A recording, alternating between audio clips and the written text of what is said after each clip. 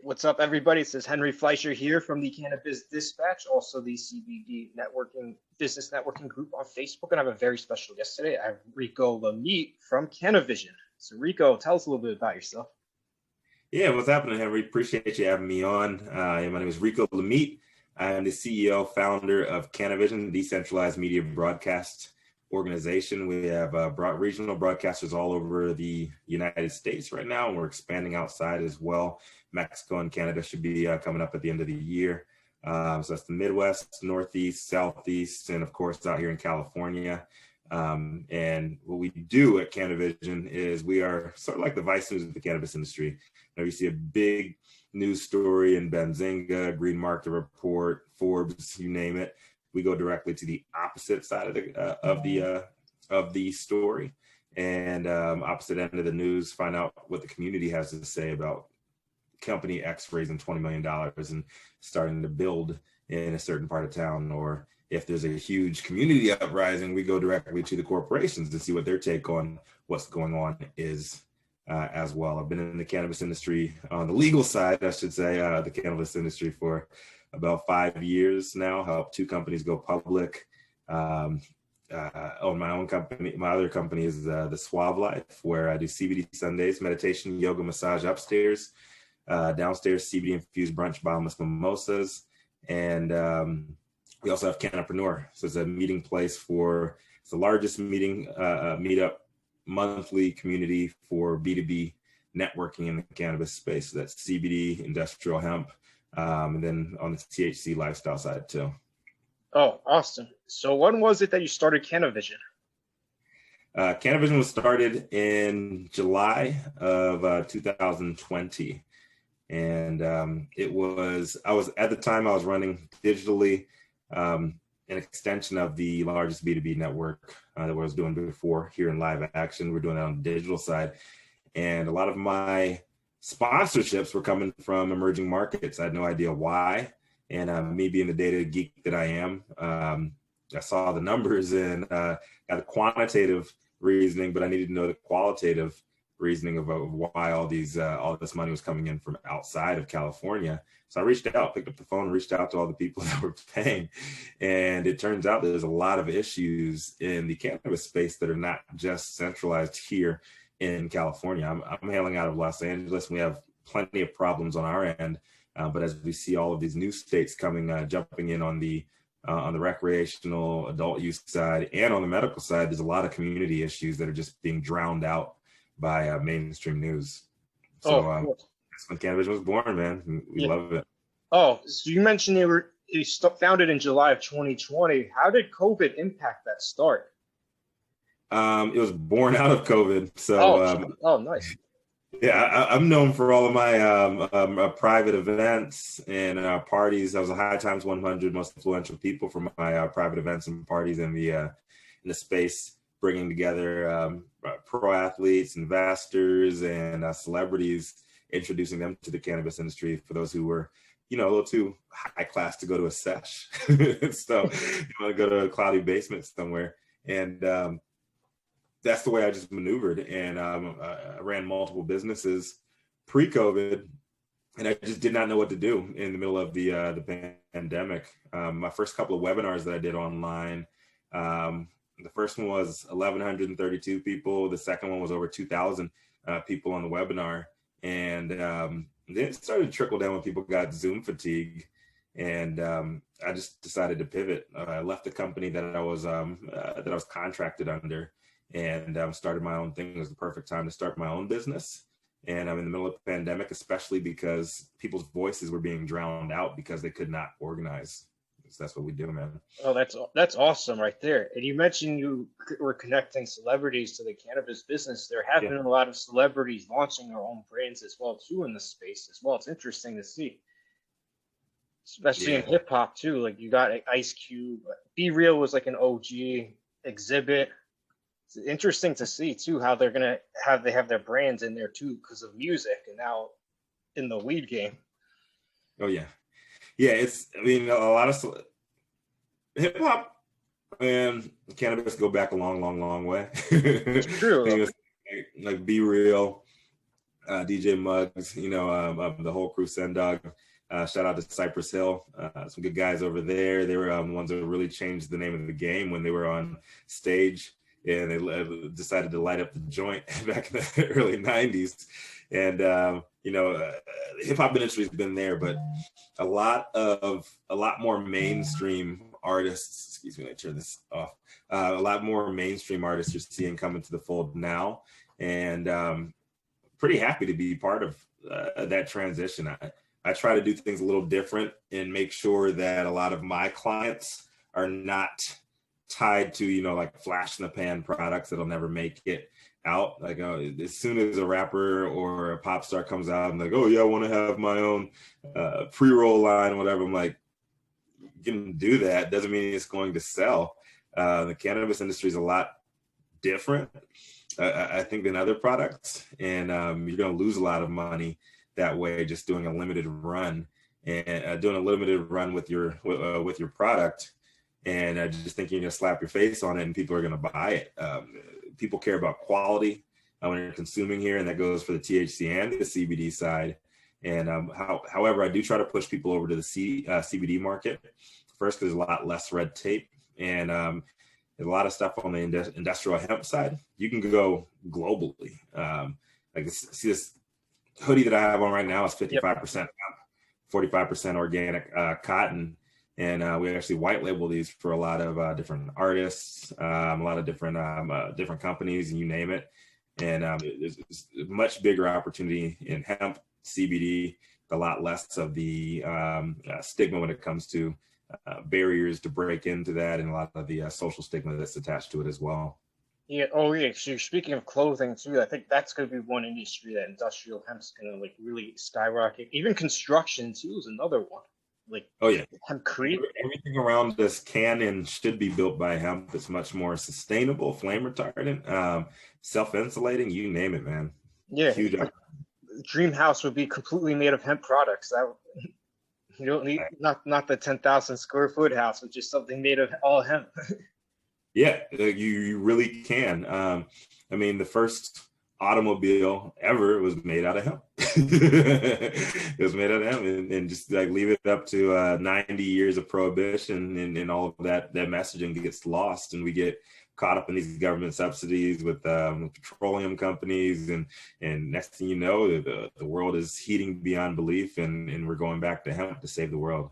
Yeah, and another thing too, our country's freedom was written on hemp paper. Yes, it was. And that's another thing that goes back to, slavery. Everybody knows that slaves were known for picking cotton, but the hemp industry was run, regulated, and mastered by slaves and free people in the South.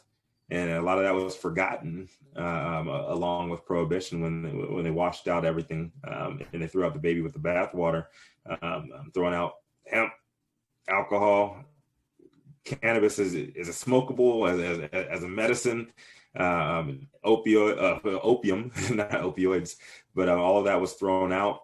And unfortunately, the hemp trade and much of the secrets and triumphs that went along with it were lost along in that fight. Yeah, there's actually one show on Vice called Kings of Kush. I think they do a good job covering the whole process of how it goes from farming the hemp to like then getting it into a finished product. It's really interesting. Like Mount Kush was the company founded by Anthony Sullivan of OxyClean. But that gives you a good look into how the whole process works. It's crazy. It's crazy how far we've come in such a short time. People started dabbling in hemp and pushing the boundaries of like online marketing and all of that stuff. Is it CBD? Is it THC? Is it hemp seed oil? I don't know. I don't know. It's very eye-opening to me when I dove headfirst into the CBD world. I'd say about 4 years ago, 3.5 years ago, when I created CBD Sundays. My partner at the time and he was a chef, and I was on stage because I'm an MC, and I was just narrating his cooking show at the CBD Expo. At the time, I was like, why does CBD even exist? Is this just like weed that you can't get high off of? And then I saw a brand new market. This is before I knew anything of the science behind it. I didn't do my research. Obviously, I was knee deep in a lot of THC dealings, and it's a brand new market, brand new customer base. I was seeing like a lot of stay-at-home, like white stay-at-home moms with big rocks on their fingers. I was seeing a lot of fitness gurus, and I'm like, do you guys know you're rubbing weed lotion on your hands? But like nobody seemed to understand that, and it just goes back to why, be it right or wrong, it just goes back to the fact that CBD for some reason doesn't get the same stigma that the rest of the cannabis plant does. But I'm always big on education, letting people know it's the same plant. It's different properties and different sides of it, but it is the same plant. Yeah, I still consider it like they're still like this under the same umbrella. They were a little different obviously too. But yeah, 100%. You're not going to get the impairment. Yeah, and some people try to say that. I always try to use my words carefully so I can be as educative as possible whenever I'm putting out messaging. People say, "Oh, it's the non-intoxicating or the non-psychoactive brother or sister of THC." I was like, no, actually, it's the non-intoxicating brother or sister, but it is 100%. It is psychoactive, and that's why you actually get a lot of the positive output, the positive effects of consuming CBD without a lot of the negative stuff that you would experience with THC. I mean, like I've been taking CBD regularly, but just the oils, like quality of sleep is so much better. Like I don't even remember what dreams I had. Everything's just black. Yes, man. It's just feel clearer. I think since I've been using CBD, I actually have some of the products from some of my clients back there. I just have like a treasure trove of like all different kinds of products that I sample, and I use, me and my family use, and my skin is clearer, I sleep better. We've even seen a few things that we've done, formulations for some of our clients on the CBD side. There's some really, really cool surprises, like we've seen hair grow back from people who are losing hair. On the product that we had no idea it was going to be doing that. We just wanted to increase the shine, the luster of the hair follicles. That was like the whole goal of what we were doing, but it ended up like a thickening one of our clients' hair. We're like, wow, it's like it really is a miracle plant, and it really is a magical plant. Well, you're saying hair growth? You're serious? Hair growth? Yeah, man. I gotta try some of that. I have to check with my team, see if I can send you a video of it. Check it out. We have to exchange NDAs. We can't get that out, but yeah, I'll send you a video. Like no joke.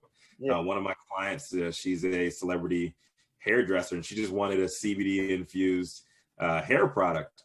So we created that for her to see if it increased the luster of some of her patients, some of her customers, and she's like, this client of mine was dealing with hair loss, and she couldn't do anything to really thicken her hair. And then about, I think like 4 weeks afterwards, it started to thicken. 6 weeks after, it started to fill in a bald spot on this person's head. And I was like, what the hell? So it's like, you don't even have to go get a hair transplant. You just need to bathe in cannabis and you'll just be a superhero. That's my it'll be like Luke Cage, like how he came out of the thing, like extra strong, but he's coming out of the cannabis. I swear, man, it's a miracle plant, and there's a lot of reasons to be either for or against legalization. I think that's the main driver of me being for legalization, is the fact that there's so much about it that we don't know yet. There's so many benefits yet to be uncovered and patented by certain individuals that are just sitting on those, waiting for federal legalization to come, so they can just reveal how awesome this plant really is, and to push people in a direction to see how awesome it can be in the future too. Oh, definitely. And they haven't even discovered all the cannabinoids yet in the plants either, which is crazy. Think about it. It's a crazy world, man. We're only on the tip of the iceberg, right? Oh yeah. It's like, yeah, definitely. Like there's gonna be so many industries that are gonna really like turn around with cannabis. Even with like food, clothing we talked about, construction, even like too, like it doesn't even in like a down economy, people still use cannabis in some form. I mean, they use it even more, man. You can look at it on an investment standpoint. You can look at it; it's like a sin stock, right? Or a vice stock, if you will. If you're happy, you smoke weed. If you're sad, you smoke weed. In between, you smoke weed. Right? And then the fact that cannabis was seen as an essential service in the middle of the pandemic, that really shot a lot of cannabis stocks to the moon because people aren't getting drug tested anymore. But that was like, even with like hard drugs like cocaine and heroin, those leave your body quickly. The THC stays in much longer. Right. I could imagine how. Well, a lot of states they're taking off THC, I guess, from the drug testing regulations for in-state jobs. But I can't imagine like too many like new job opportunities that are going to send like a THC urinalysis test to your home if you're actually working from home. So I could only see that number going up as we come out of the pandemic because a lot of these office jobs are just not coming back. Oh, that's true. Even like the NFL too is like they changed their stance on it. I mean, they should allow them to. That's like a physically demanding job. No, it is, and as an ex-athlete myself, it's better for recovery. A little bit about myself. You can check out my TED Talk. It was called "A Man Behind the Mask: The 3 Times Cannabis Saved My Life." I ended up an opioid addict. Graduated from Northwestern University in 2005, got hurt training for the NFL. Then I ended up on the streets, man. 3.2 GPA, 2 degrees from a top 10 university. And I was on the street selling weed to support my opioid habit. And how backwards is that, right? Whoa, what? So, oh yeah. And you have all these painkillers, and all of my homeboys, man, all my friends that whether they said it or not, almost all of us were addicts. We needed those pills, and we were literally beta testing opioids for big pharma. A lot of them, they aren't even on the shelves now because they led to strokes, heart attacks, different other ailments down the line. And as a high-end, no pun there, as a high-end athlete, I was playing Big Ten ball. Like they were literally gambling with their lives in the name of what they call medicine. So, cannabis is a much better recovery tool, and it's good to see these. It's good to see these leagues moving forward, but I would actually say they're not moving fast enough. And baby steps, I guess, they're going to be taken because a lot of people have money interests that have not yet dried up, but that's what Cannavision is for. I go out and I ask people what their thoughts are on that, and I get a lot of information from both sides and let people be the judge, Because there's a lot of players I can think of too who were suspended from those old cannabis rules. I'm like, oh, what if they didn't have those rules in place? They could have had Hall of Fame careers. Like I think about like Ricky Williams and Josh Gordon as some examples, like two awesome players. Yeah, Ricky's a friend of mine. I never met Josh, but Ricky and then Mike, I forget his last name, from Miami. He was the first one to actually contest the rules of being suspended because he didn't want to use the opioids anymore. Like a lot of these athletes now, luckily it wasn't around when I was playing, but Toradol is like one of the biggest ones, painkillers they use now, and supposedly just makes your body just feel nothing. You like run through a wall, you don't feel anything at all. You think that's good for your body? No. You think football is good for your body? No. But a better way to recover is cannabis.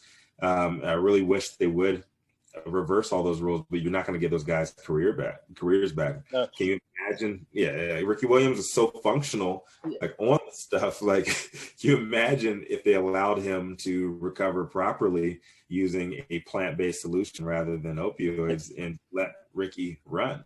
Like, he probably would have played for 20 years. He had a great career anyway, but I'm just thinking about it. They probably said, "Oh, we're going to put him in the Hall of Fame because he was ahead of the time, saying, "Hey, this is ridiculous. Why are you suspending me?" It's like he should be in the Hall, in my opinion. Yeah, absolutely. And I was sharing studio space with Ricky for a while. Him over there at Real Wellness, and he's a great guy. He's just a great guy, really nice, down to earth, and he knows his shit too. Like he knows the plant inside and out, both the CBD, THC side, all the different cultivars and compounds within it. And just to see people with that deep of a connection with the plant, not just on the spiritual side, but on the educational side, is awesome. And to see that from an athlete it's even more awesome in my book, because you look at the quote unquote stereotypical dumb jocks, and then you look at the dumb stoner jocks, and like, I want to ask them why they're smoking weed. How about, instead of like, why did you smoke weed? How could you be so stupid to smoke weed? Ask them, like, what would drive you to smoke weed? Because it's not always they're being a degenerate and they want to get high. A lot of the time, I don't want to take these pills, right? I really feel bad, and I feel great the next day after I have a joint or after I have some edibles. I feel great the next day. But when I'm on these pain pills that you guys are giving me, I just have to take more and more and more. So they should be looking into that deeper. I know they're looking into it a lot in a lot of leagues, and they're lifting the embargo against THC, but I think it really needs to come a lot faster. And props to the leagues that have been changing their stance, but it's too little. And I really think they should speed that up. They're losing out on so many endorsements when it comes to, and more endorsement money from the cannabis industry, and the cannabis industry can make so much more money. Should they be allowed to present on the NFL, NBA stage too? Of course. We're having a good talk right there. So going back to Cannavision as well, what's the toughest thing you went through when you were started up? With Cannavision? Yeah. I think the toughest thing was I'm trying to think. I mean, getting off the ground, probably raising funds for what we were doing.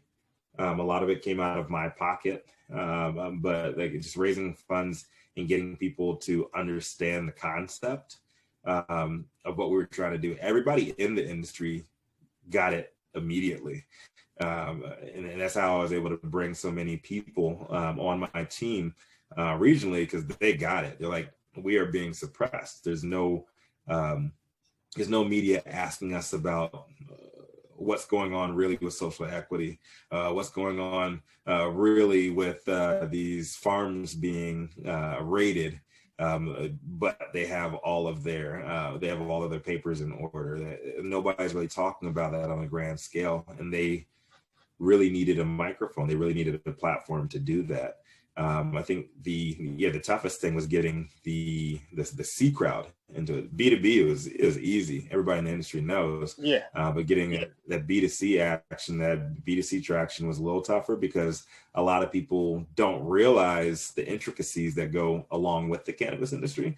And it's the reason why we started what we're doing, because they see Benzinga, they see Green Market Report, they see Yahoo Finance saying that, oh, cannabis is doing this, sales are through the roof. They think that everything is going well. But if you've been in this industry as long as I have, you realize, like, no, this is a corporate and government takeover, and they're doing this while everybody is quarantined. So you really have no pushback. There's no rallies going on. There's no city hall meetings with hundreds of people like we used to have once a month. none of those are going on. So people's thoughts, their ideas, and their businesses are being suppressed. And on top of that, a lot of people are having trouble generating the same messaging online that they'd be able to with live events. So that's where we come into play. That's also why we are Cannavision instead of Canna. So that was not just a play on words. It led to a great marketing campaign when we launched, but it was also so we could skate past a lot of the algorithms that were screening out Canna. Whether it was on Facebook or Google or YouTube, we were able to get past like all of those where everybody else was getting screened. Oh, nice. And what would you say is the toughest part about having a business in 2021? The toughest part about having a business in 2021, I would say reliable hustlers. So I'm not sure how old you are. I won't call you out, but I'm 37, and I would say when I was in my low to mid 20s, hell, when I was in my low 30s, I would kill to be in the cannabis industry, to do something in the cannabis industry. But I really think, just like KPIs, getting those out, like, key performance indicators, getting those out to a team that aren't that high of a bar. It's a lot tougher to get people to follow through with stuff in 2020, 2021. And I hate sounding like a grumpy old man or anything like that, but I'm like, dude, like, where are the hustlers? Where are the young, hungry?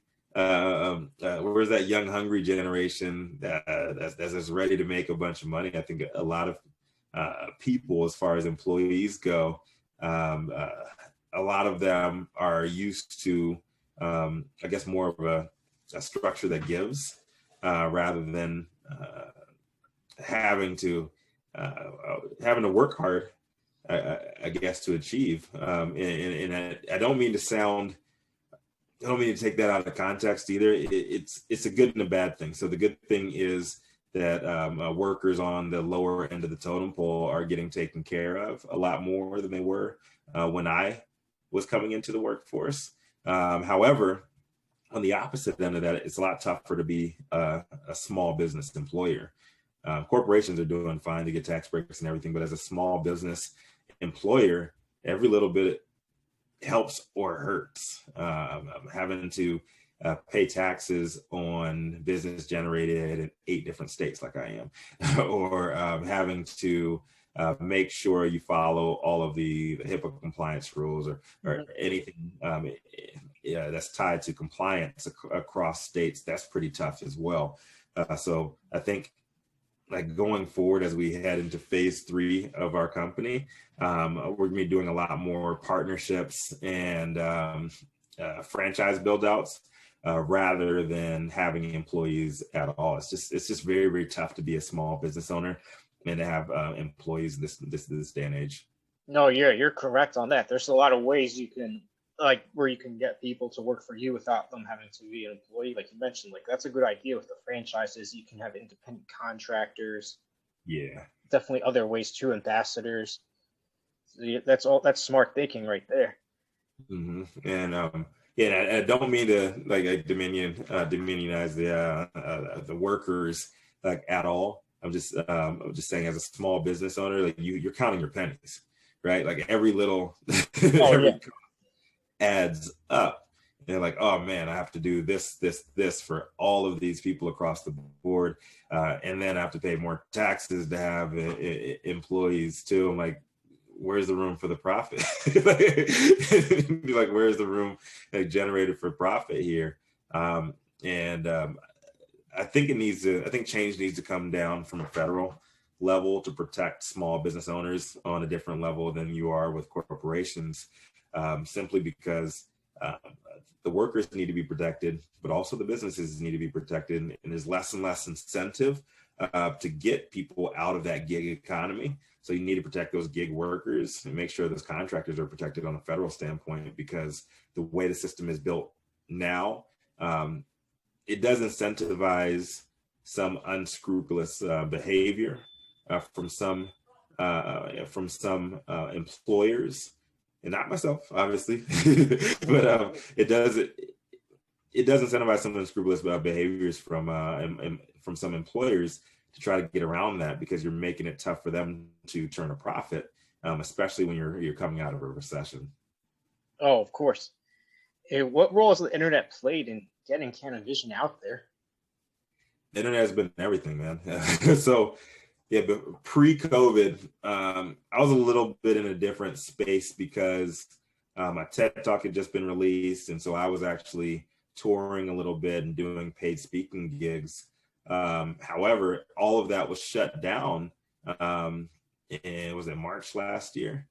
And then I switched over to the digital side, and I just started to just collect data and see what was working, see what was not working, make sure that I stayed in touch with people. And I made a lot of new friends outside of California. I was connecting with a lot of new people in the industry, regionally, internationally, and it really opened up a lot of new doors for me.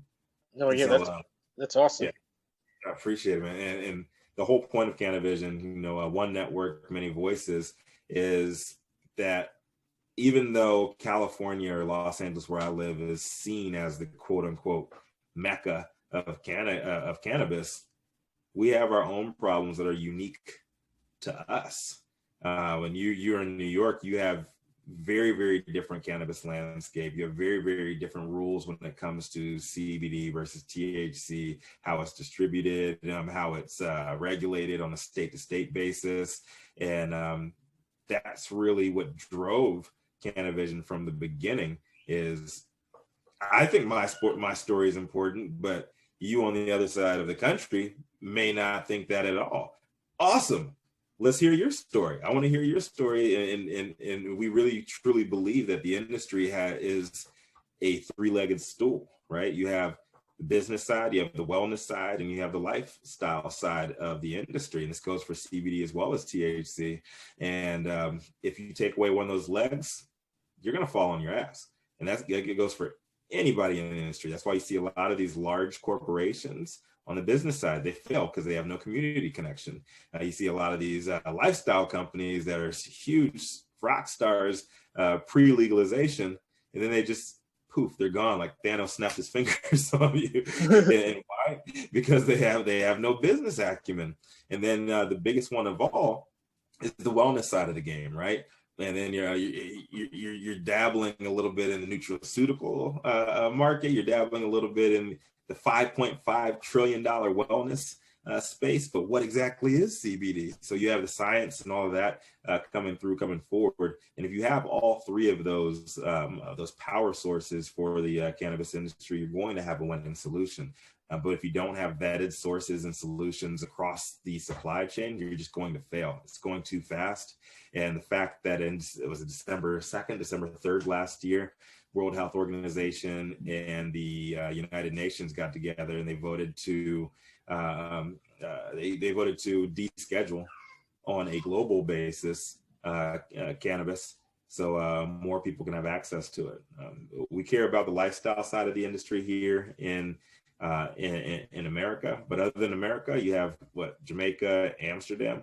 The whole world cares more about medical cannabis and industrial hemp. So in order to keep that alive, in order to keep our soul, the soul of the industry, that lifestyle side, that community-based side, we really need to get together with our friends on the wellness and on the business side, and we can make a lot of money all together. No, of course. I think another thing too, like you were kind of touching on it too, if like you're starting a brand, like you have to have good relationships with the farmers and extraction labs too. So there's that part to it. Not like you can't just paste your logo on anything. Right. It's so true. And a shout out to Ryan Zazinski. He's my merch guy, and it's like we're coming out with our branding and our products. So this is like a patented hoodie that we have right here.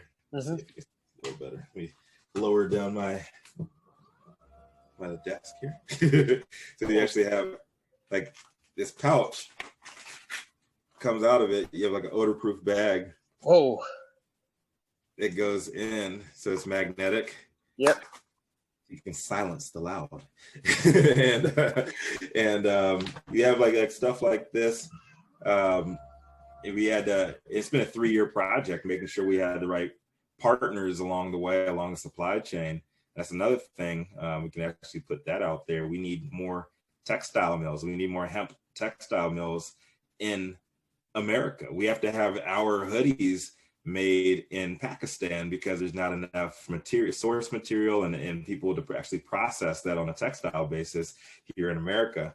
A lot of people are pushing for CBD on the CBD extraction. They're looking for, there's a lot of extraction equipment, there's a lot of biomass out there, but on the textile side, the runway is infinite, right?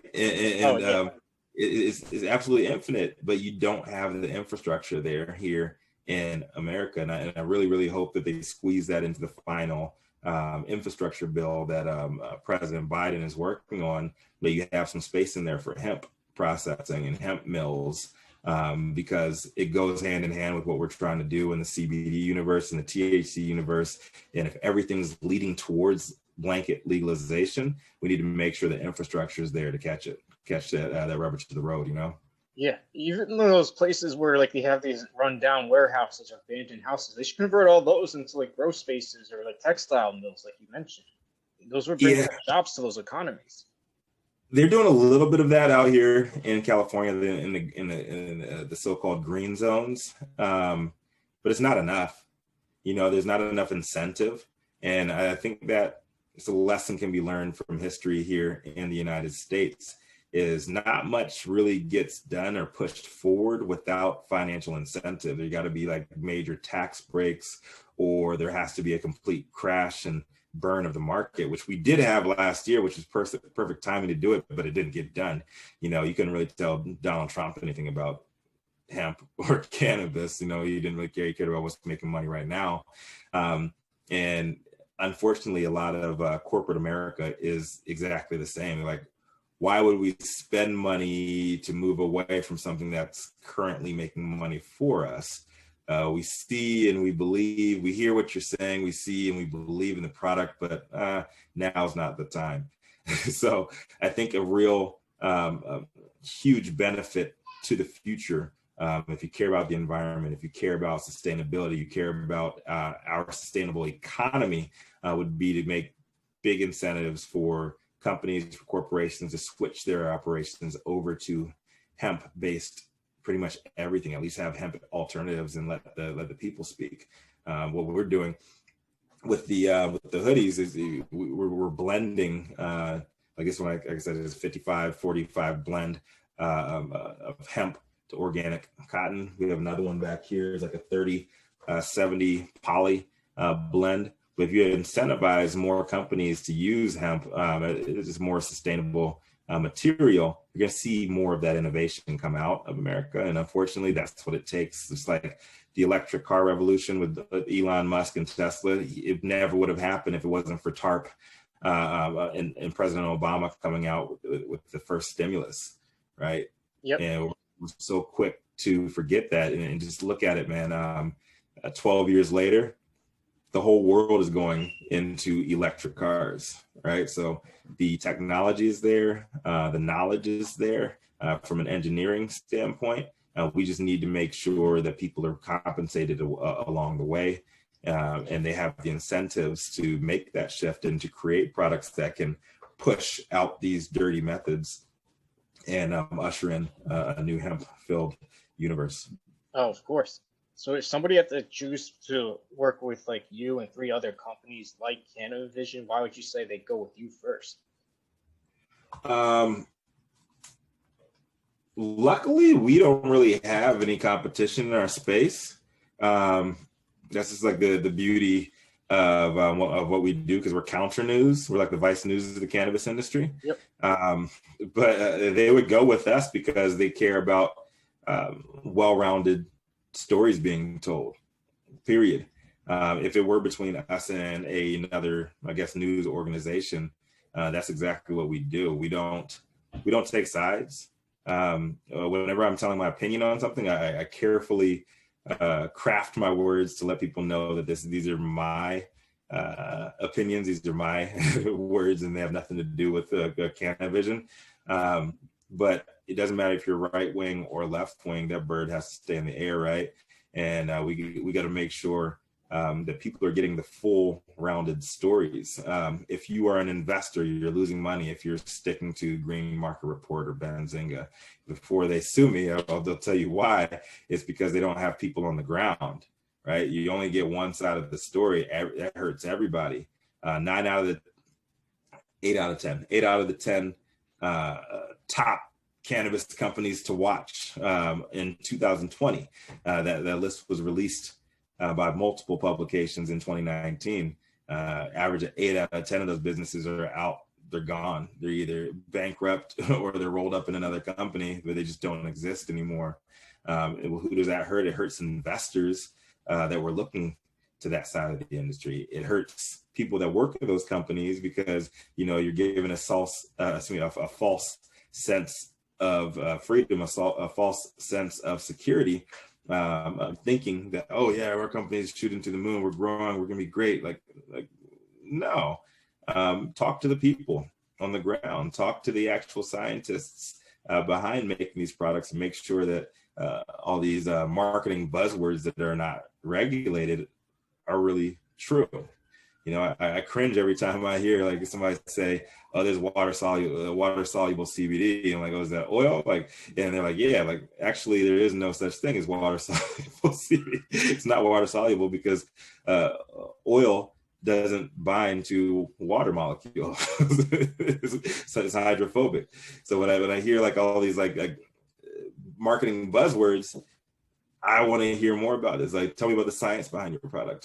Tell me who's buying into this. Tell me, give me some case studies from the people on the ground who are actually consuming this product. And I think if you have a well-rounded story, you can make a lot better decisions as a consumer, as an operator, or as an investor.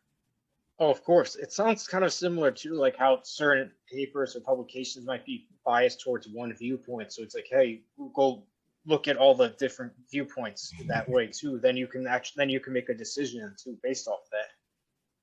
Oh yeah, man. It's all about that. At the end of the day, it's all about the money, man. Unfortunately, you know, and I was part of that. So I never shy away from saying that I 100% was part of the problem there with the company that I was working with in the past, because we were having these big companies. They paid us X amount of dollars to put people on stage. People were paying me like $5,000 to $7,000 just to be a keynote speaker on stage with me, and I was happy to take that money. But I couldn't ask them certain questions about things that might have been hurting the community, things that might have been, you know, detrimental to the consumers, because they paid me big bucks, right? So what I'm doing with Cannavision is the complete opposite of that. And we talk to people from large companies, from small companies, from mid-size, doesn't matter.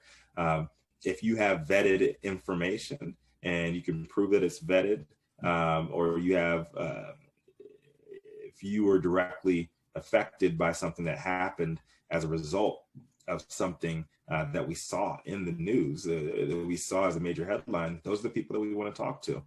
And so it does not matter how big or how small your company is. Just know that if you're talking to Cannavision, we do our homework, and we're going to be reaching out to the opposite side of your story to get their commentary on it as well. We want to make sure everybody's on equal footing there, and we kind of live by the words that Fox News says, but they don't play by. making sure everything is fair and balanced. And it's not just a single out Fox News either. Like CNN and MSNBC are very, very slanted themselves too. But we really try to be as balanced as possible, because we really think that the burgeoning industry like cannabis, it's important that the people that are looking to profit off of it, they're looking to capitalize off of what's going on, they get good information. That's what we care about. Oh, of course. It's always good. Is there anything you would have done differently too when you first started Cannavision? Yeah.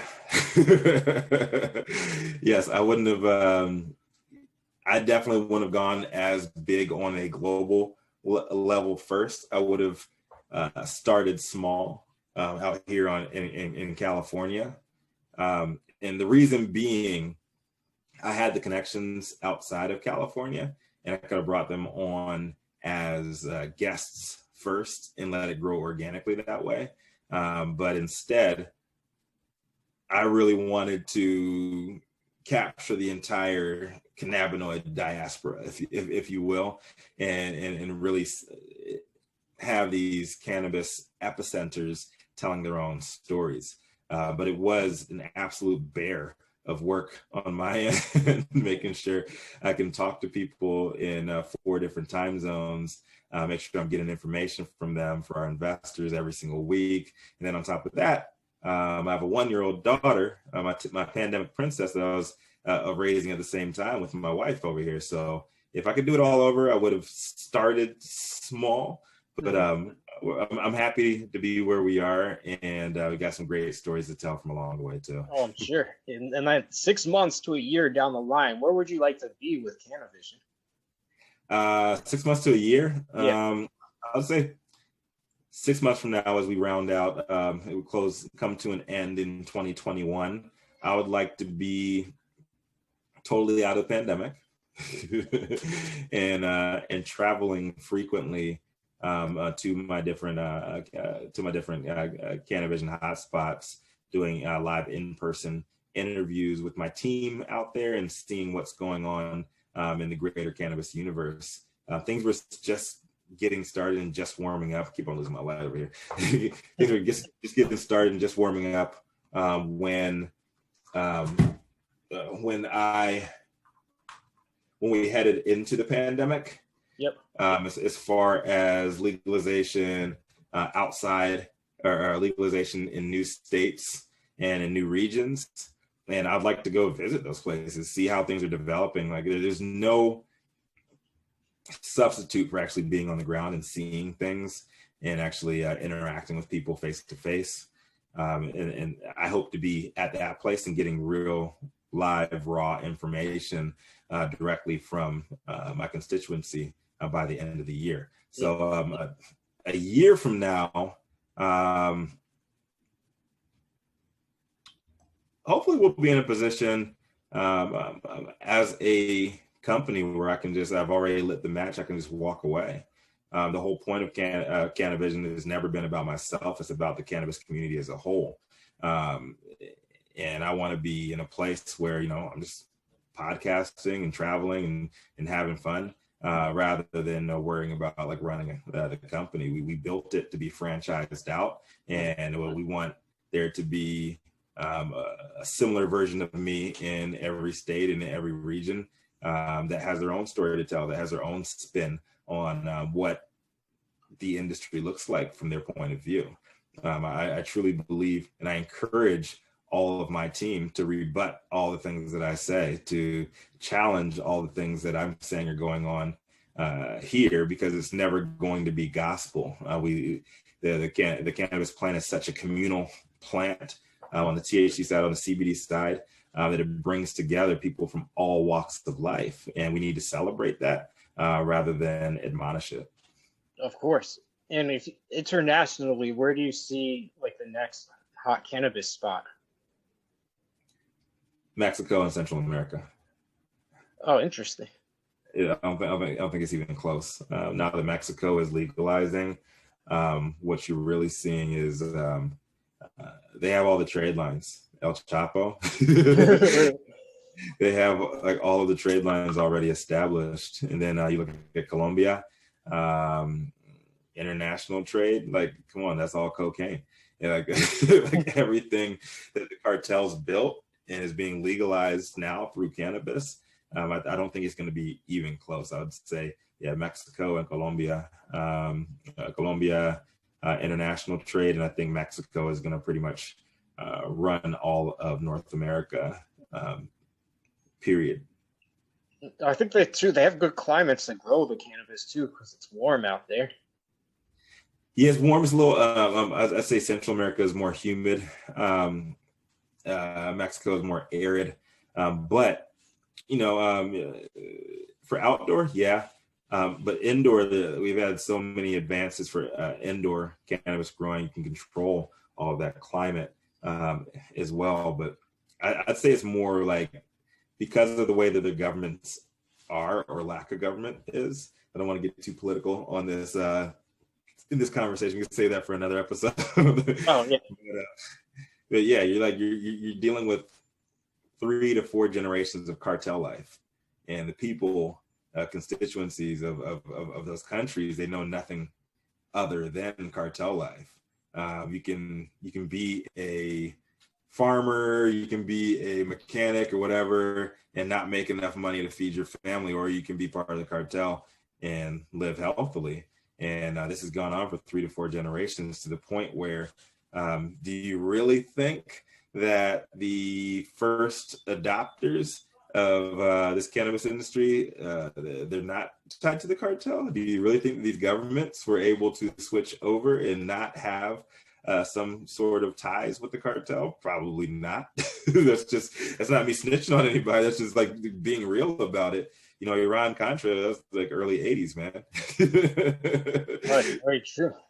You know, like that's 40 years ago, brother. So that's like 3 generations that they're brought up and they know nothing but cartel life.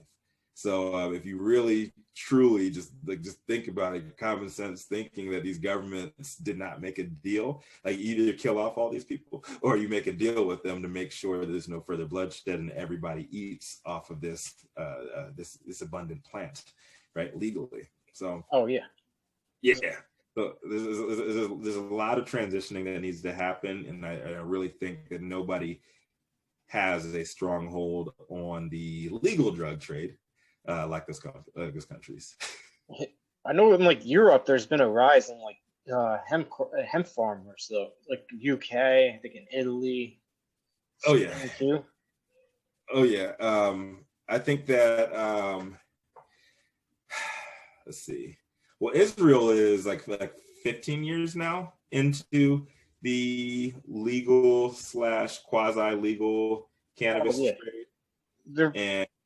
And that's why you have like all the patents and everything on the medical side. They're coming from Israel and Spain, and they're like kicking our ass when it comes to that stuff. But I really think like Prague, Germany, they're going to be real strong epicenters when it comes to the medical trade and the medical markets over there. But it'll be really interesting. Europe is a lot smaller than people realize, and especially us over here in America. We don't really honor geography. We don't really look at geography outside of America, really. But like Europe, you can hit so many powerful like G7 countries all at once with cannabis trade, and they actually over there in Europe, they actually honor and they really respect science. And when the science is telling you that this is a sustainable plant, it's a sustainable industry, is going to make people a lot of money, they're going to take the risks that America is not going to take. And why?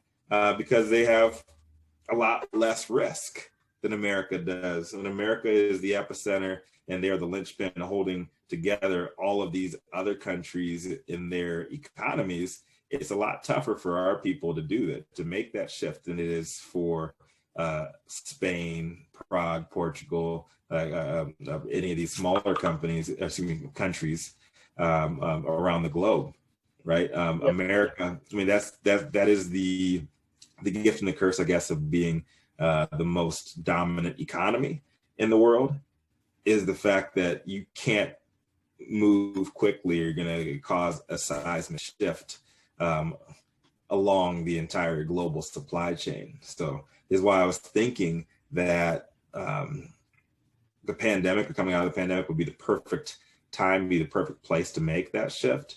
But that opportunity was lost. So look out for China. Another question too, out of curiosity, what's one food you would like to see infused with CBD or THC that's not really out there? On a legal scale that I could buy at a store, because Through my CBD Sundays and through my private parties, we've infused it all, brother. We've infused like pretty much anything you can think of. Like, are you saying like it's something that I would like to see like on a grand scale? Like, you could cook. It could be, and you can cook. You could buy it stored. Anything. I think it would be. Put me on the spot there. Fish tacos. Oh, just infused fish tacos. You know, or Impossible Burgers. You know, I'm really trying to get healthier. And you know, the debate is very strong on if Impossible or Beyond Meat is actually healthier for you. It's good not to be like, you know, eating the red meat on a grand scale, but you know, a lot of the additives and stuff in there are still like not good for you. It's but grass I think fed. like burger. Yeah, grass fed. That's what it is.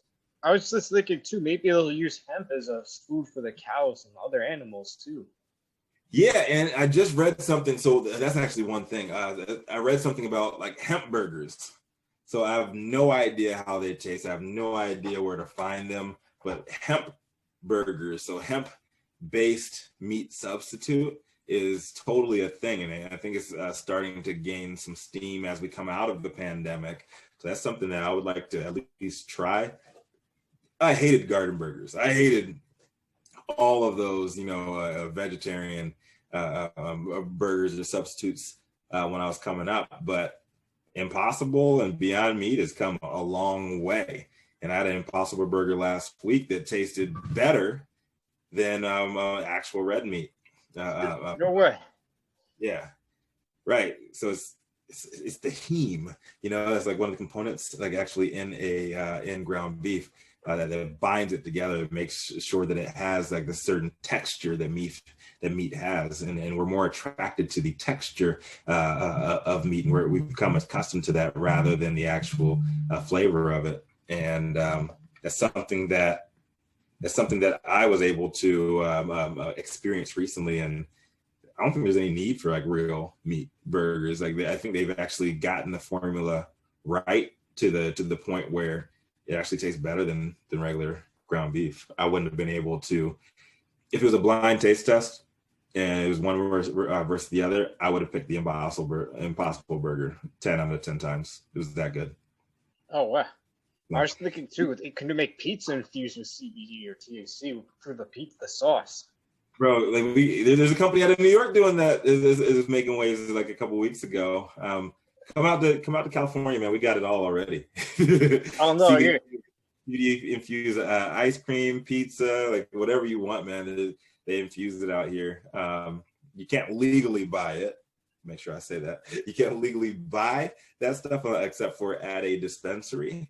But yeah, if you're giving it away like I do at my parties, people pay to get into the events and into the parties. When you get in there, there's lots of foodie giveaways and stuff like that, so you get to taste that kind of stuff. And I let the chefs that I work with, I let them do their thing and get creative as they want to. But yeah, man, come on out to California. You're always welcome, and I'll take you to some of these parties and these events. You can get your culinary and cannabis on. You know? Oh yeah, I have to hit you up when I'm out there next time.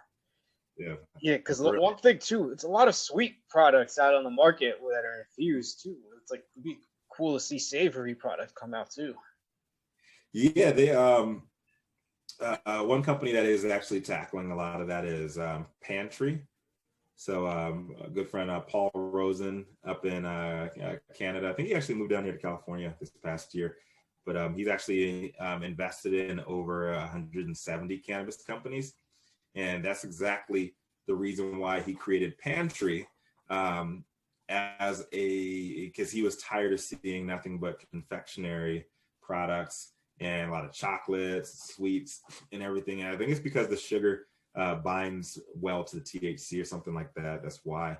But his company actually developed a lot of products that aren't as, bad for you.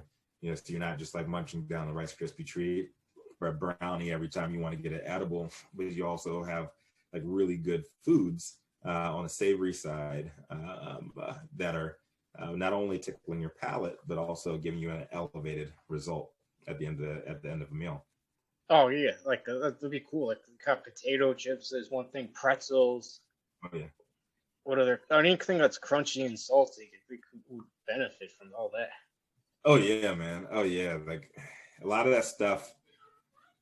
It's available, but it's not necessarily in legal markets. So, but one thing you can do is, learn to cook with cannabis. When you learn to cook with cannabis, you can pretty much infuse whatever you want, you make that magic butter, or you make that cannabis oil, and you can like put that on any product that you want. Put it on popcorn. You can put it on your sandwich. That's a good one. Yeah. Peanut butter, popcorn, like anything, man. You can infuse pretty much anything.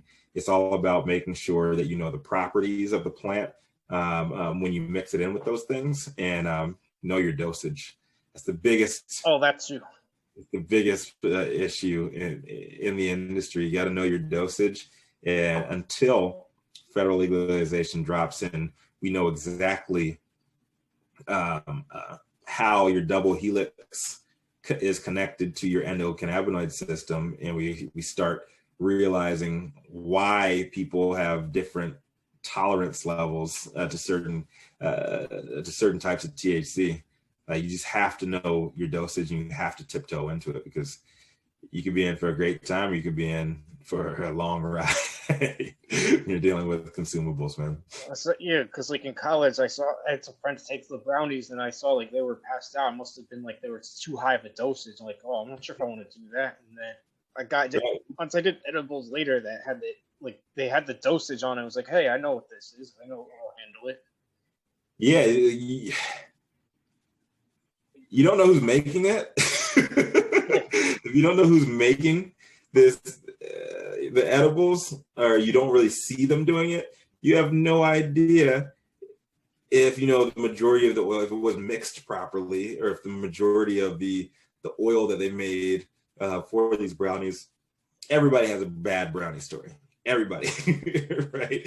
And like you have no idea if some of the oil was puddled up in one corner of the brownie sheet, or one corner of the cookie sheet, and then all of a sudden you have one super potent brownie. You have no idea if you got that brownie or not. And if you did, it could be a day or two until you come out of that fog, right? Oh, I think like 5 milligrams or 10 milligrams is like good. It's the right dosage. It's like you feel good for a while, and it's not too much. Right. But that's for you.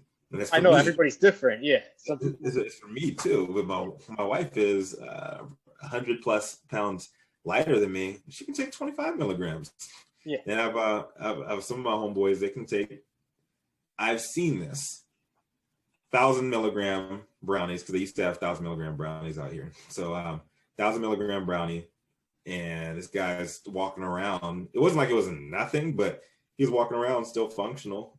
Like if I would have taken a bite out of that brownie, let's say I take a corner out of that brownie, and I've taken out 250 milligrams, I'm done for the day, dude. like I'll see y'all tomorrow. So until we figure out like that whole ECS mystery, the endocannabinoid system mystery, I'm afraid that we're just going to be in this cycle of tiptoeing into it. Like for me, 5 to 10 milligrams is right where I need to be. For other people, yeah, take more. Sick people that are really trying to eradicate a certain ailment or illness, they got to take more. So I am very, I would say, encouraged by the opportunity that we have ahead of us on the scientific side of the plant, and I'm anxious to get to that place so we can really have fun with it, with this plant, with this nutritious, delicious plant that we all love, and really get the most. Yeah. What advice would you give to somebody who's thinking about getting into the industry? For somebody thinking about getting into the industry, I would tell them don't do it alone. Number one, don't go at it alone. You're gonna find a lot of what we call snakes, fakes, and flakes. As awesome as this industry is, there's a lot of people that are they're hustlers, and they'll finesse you out of your investment if you're not careful. In many ways, this is still the wild, wild west. It's still not federally legal. So make sure that your business acumen is up to par. Make sure you're reading enough. There's so much information available now, and it's not just a bunch of reefer madness bullshit. Make sure you're out there from vetted sources, getting good information. Make sure you attend events. Go out to events, meet people, and meet them with an open mind. I'm not saying trust everybody, but meet everybody with an open mind and do your research. I think that's the worst thing that I see people do. Worst mistake I see people make from state to state, legalization comes through, is they take one person's word as law. And that's myself included. When people come in the industry, don't just talk to me, talk to many other people too, and make your own decisions on what's going on. Because at the end of the day, nobody knows everything about this plant. And we're uncovering new discoveries on a daily basis.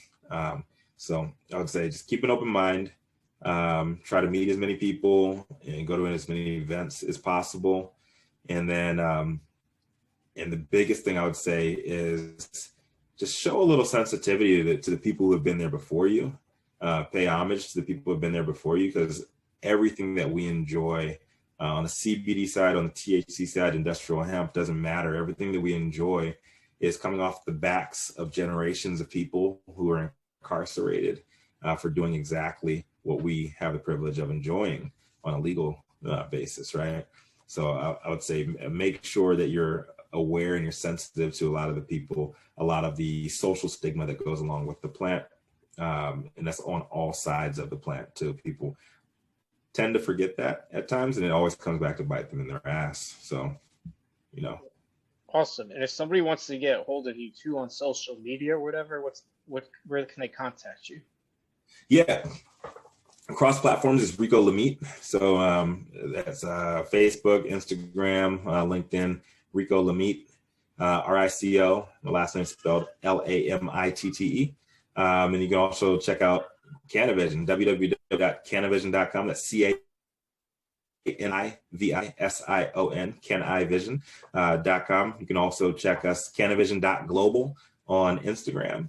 And check out any of our Cannavision pages on Facebook. I think we have like 8 or 9 Facebook pages regionally built out across the board. So check out what we're doing. Me and my business partner, Fred Smith, we have a weekly podcast that we do. So Ask Me Anything every Saturday morning, 10 a.m. Pacific time. That's 1 p.m.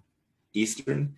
And we just go 30 minutes. We go in hard to the top 3 stories of the week in the global cannabis industry. And then after that, we answer everybody's questions, as many people's questions as possible within that 30-minute time span. Oh, awesome. It was great having you on. Yeah, we definitely would love to. You can be a future guest at any time. So let us know. Absolutely. Definitely appreciate you, Henry. Anytime you need me, man, just let me know. And anytime you want to come on mine, come on our cast as well, brother. I love what you're doing. I love what you're building out there, man, and never be afraid to use me as a resource, all right? All right, no problem.